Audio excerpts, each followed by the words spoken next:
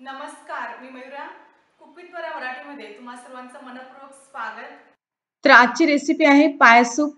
पाय सूप ही पारंपरिक रेसिपी असून खूप पौष्टिक आहे. गुडघेदुखी आणि सांधेदुखीवर रामबाण उपाय म्हणून पाय सूप पिला जातो. तसेच सर्दी ताप आलेल्या पेशंटला बरे होण्यासाठी हा सूप दिला जातो. तर पाय सूपसाठी इथे मी घेतले आहे बकऱ्याचे 4 पाय. हे पाय तुम्हाला कोणत्याही मटन शॉपमध्ये मिळतील. शॉपवाली लोकच ही पाय भाजून वरचे केस साफ करून देतात.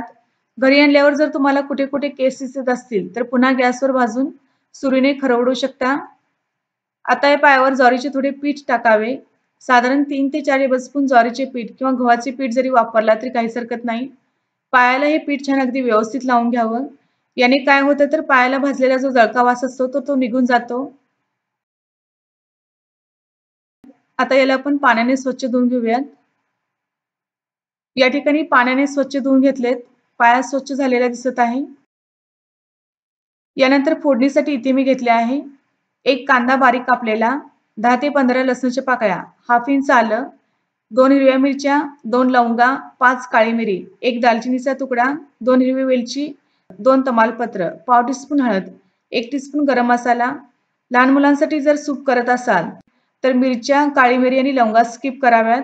आणि फ्लेवरसाठी इथे मी कोथिंबीर आणि पुदिना घेतलाय आणि लागणार आहे पाव कप ओल्या खोबऱ्याचं दूध, पाव कप ओलं खोबरं आणि पाव कप साधं पाणी मिक्सरमधून वाटून गाळून घ्यावे. याने सूप खूप टेस्टी होतो. तर आधी आलं, लसूण आणि हिरवी मिरची मिक्सरच्या भांड्यात काढून पाणी न घालता वाटून घ्यावे. आता कुकरमध्ये 3 ते 4 टेबलस्पून तेल गरम करून घेतले आहे. जास्त तेल घालण्याची गरज नाहीये, नाहीतर सूपला तवंग येतो. यात खडे मसाले काढावेत. ते तडतडायला लागले की आले लसणाची पेस्ट काढावी.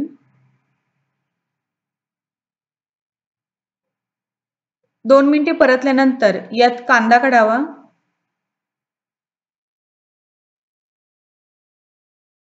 थोडेसे मीठ घालूया. यात फ्लेवरसाठी कोथिंबीर आणि पुदिना घालूया. हळद आणि गरम मसालाही घालावे. यात पाया टाकावा. सर्व छान परतून घेणार आहोत. आता पाया छान परतलाय. आता वर झाकण 5 मिनिटांसाठी असेच ठेवावे. गॅस मंद आचेवरच असावा.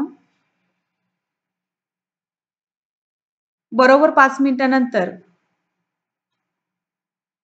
पाया पुन्हा परतावा. यात गरम पाणी ओतून घेऊया. आधी थोडेच पाणी ओतावे, नंतर लागेल तसे गरजेनुसार पाणी घालू शकता. गॅस मंद ते मध्यम आचेवर ठेवून कुकरच्या 8 ते 9 शिट्ट्या घ्याव्यात.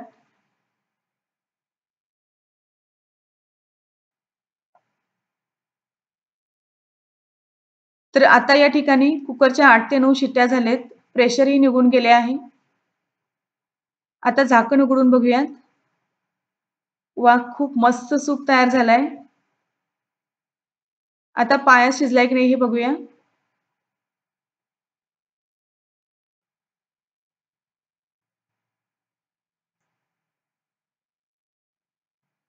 पायाही छान शिजला आहे.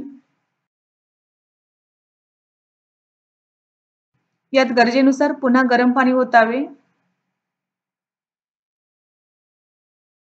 नारळाचे दूध ओतूया.